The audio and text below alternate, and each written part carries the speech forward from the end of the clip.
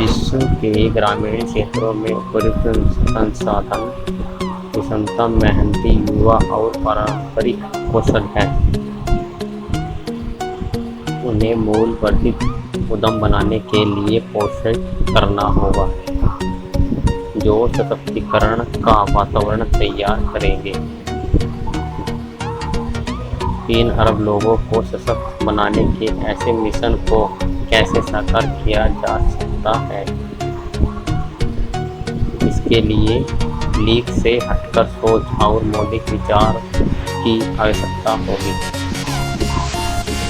हमें सशक्त विकास प्रणाली विकसित करने की आवश्यकता है, जो स्थिरता और सशक्तिकरण दोनों लाएगी और उद्यमशीलता के तरीके से वितरित करेगी। यह पुस्तक का केंद्र बिंदु है और इस तरह की एक विकास प्रणाली का सबसे प्रमुख पूरा ग्रामीण क्षेत्रों में शहरी सुविधाएं प्रदान करना है।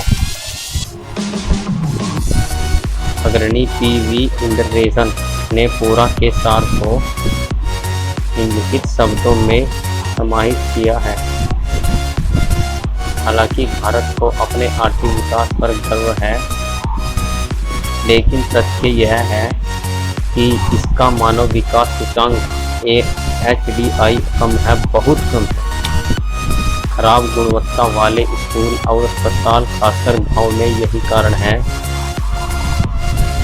कि भारतीयों का HDI कम है। यह एक तथ्य है कि अलग अलग गांव बहुत छोटे हैं और गुणवत्तापूर्ण स्कूल और अस्पताल को बनाए रखने के लिए बहुत गरीबी है। हालांकि समस्या के प्रबंधनीय होने की संभावना है